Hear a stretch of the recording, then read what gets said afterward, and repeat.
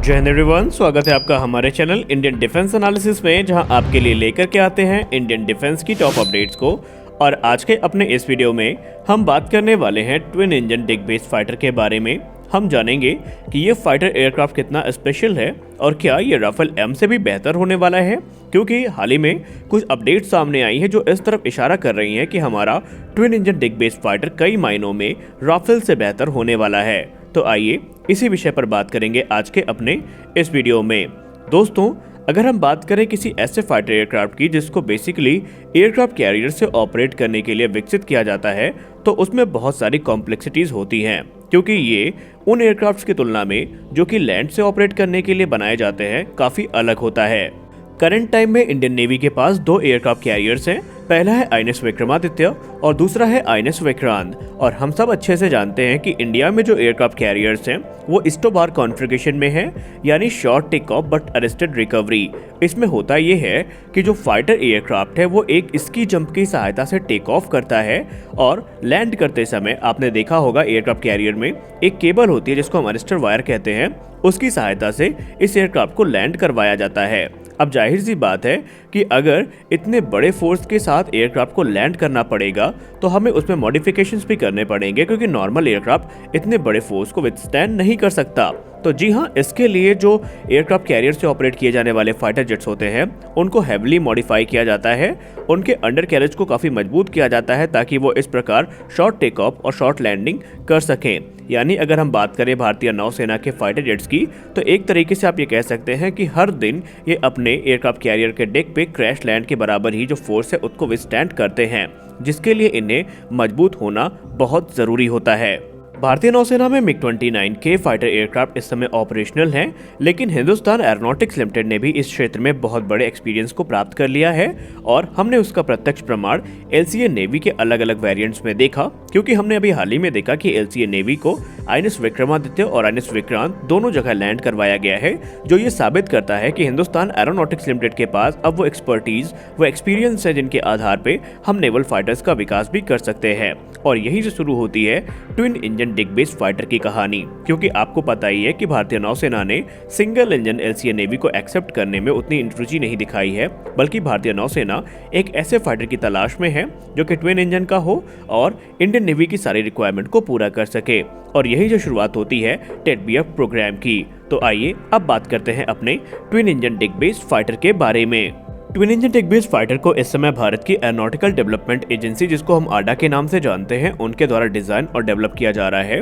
और जब ये बन के तैयार होंगे तो हिंदुस्तान एरोनॉटिक्स लिमिटेड यानी एचएएल के द्वारा इनको मैन्युफैक्चर किया जाना है। टेडबीएफ नाम से ही क्लियर है कि एक ट्विन इंजन का फाइटर होने वाला है जो कि मीडियम वेट कैटेगरी का होगा, और इसको इस प्रकार डिजाइन किया जा रहा है कि अलग अलग जो मिशंस हैं, जैसे कि combat air patrol, deck launch interception, anti ship strike, maritime strike, land attack strike, escort jamming और बड़ी रिफ्यूलिंग और भी दूसरे जो मिशंस हैं उनको ये एग्जीक्यूट कर सके। इसके अलावा अगर हम बात करें इस जेट की, तो आने वाले समय में ये मिग-29K को रिप्लेस करेगा और आईएनएस विक्रमादित्य और आईएनएस विक्रांत से ऑपरेट होता भी दिखाई पड़ेगा। अब यहाँ पर संख्या को लेकर के अभी कुछ भी कमेंट कर पाना मुश्किल है, क्योंकि संख्या को लेकर के अक्सर नई नई अपडेट्स में नए नए नंबर्स के बारे में बताया जाता है, लेकिन इनिशियल नंबर अगर हम ये मान के चलें तो 45 का है, जिसको भारतीय नौसेना के द्वारा प्रोक्योर किया जाना है। अब सबसे बड़ा सवाल ये है कि ये एयरक्राफ्ट कब तक बनके तैयार होगा। दोस्तों, इसके पहले हम बात करें इसके टाइमलाइन की, आपको एक बात पता होना चाहिए और वो ये है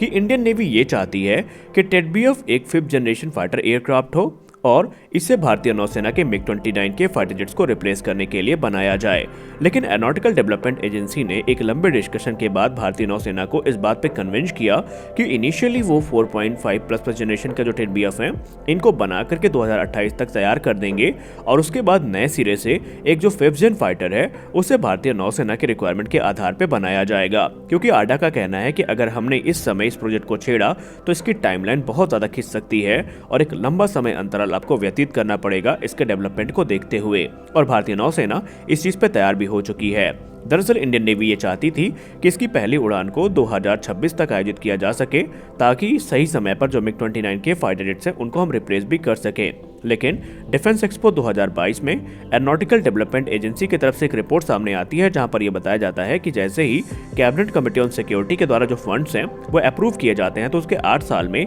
ये जो प्रोग्राम है ये पूरी रफ्तार के साथ फलीभूत हो जाएगा, यानी कि 8 साल में जेट इंडक्शन के लिए तैयार हो जाएगा। आडा का ये भी कहना है कि जून 2023 तक उन्हें इस चीज की उम्मीद है कि कैबिनेट कमेटी ऑन सिक्योरिटी के द्वारा जो फंडिंग क्लियरेंस है वो उनको मिल जाएगी, और उसके बाद 4 से 4.5 वर्षों का समय लगेगा प्रोटोटाइप को रोल आउट करने में और इसकी पहली उड़ान को आयोजित करने में। और उनका ये मानना है कि जो पहला प्रोटोटाइप है ये 2028 तक तैयार हो जाएगा और इसका प्रोडक्शन 2031 से 32 के बीच में शुरू भी कर दिया जाएगा। ट्विन इंजन डिग बेस फाइटर की अगर हम स्पेसिफिकेशंस पे नजर डालें तो आइए शुरुआत करते हैं इनके एवियोनिक्स से। दोस्तों, ट्विन इंजन डिग बेस फाइटर में अधिकतर जो टेक्नोलॉजीज हैं, जैसे कि इसका कॉकपिट हो गया जिसमें एक वाइड एरिया डिस्प्ले होने वाली है, और साइड स्टिक जो कंट्रोल्स हैं इन्हें तेजस मार्क II और advance freedom combat aircraft programme से बोरो किया गया है। इसमें हाई पावर का डिजिटल फ्लाइट कंट्रोल कंप्यूटर भी इस्तेमाल किया गया है। इसमें Uttam mark II AESA radar का यूज किया जाएगा। वहीं इसमें infrared search and track system, next generation radar warning receiver DR118 और dual colour missile approach warning system भी फीचर किया जाएगा। एयरक्राफ्ट को इस प्रकार डिजाइन किया गया है कि इसकी जो नेटवर्क सेंट्रिक कैपेबिलिटी है वो भी काफी अच्छी होने वाली है। यानी अब आप समझ सकते हैं कि ये एयरक्राफ्ट एवियोनिक्स वाइज काफी ज्यादा एडवांस है और इसके फीचर्स भी काफी ज्यादा रिच हैं। अब अगर हम बात करें ट्विन इंजन डिग बेस फाइटर के परफॉर्मेंस की, तो इसकी जो मैक्सिमम स्पीड आंकी गई है वो मार्क 1.6 से 1.8 के बीच में होने वाली है। वहीं इसकी जो सर्विस सीलिंग है वो 60,000 फीट की होगी और ये +8 से लेकर के -3 तक की जो जी लिमिट है उसको विथस्टैंड कर सकेगा। TEDBF को पावर करने के लिए जनरल इलेक्ट्रिक F414 इंजन इस्तेमाल किए जाएंगे और इस एयरक्राफ्ट का जो मैक्सिमम टेक ऑफ वेट होने वाला है वो 26 टन का होने वाला है, जो कि राफेल M की तुलना में ज्यादा है। अब आइए बात करते हैं ट्विन इंजन डिग बेस फाइटर के आर्मामेंट्स के बारे में। दोस्तों, ट्विन इंजन डिग बेस फाइटर में आपको 13 हार्ड पॉइंट्स देखने को मिलेंगे और ये 9 टन के जो पेलोड्स हैं उनको कैरी करने में सक्षम होगा।